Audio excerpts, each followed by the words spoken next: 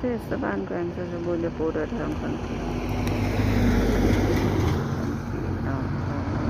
สวยสดงดงาม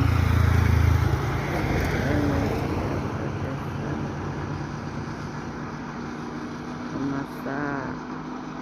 ตอนนี้อุณหภูมิอยู่เราอยู่ประมาณ10 องศาเนาะเดี๋ยวเราจะพาไปเบิ่งธรรมชาติที่แปลงเสสมบูรณ์กันต่อเนาะติดตามตอนต่อไปโอเค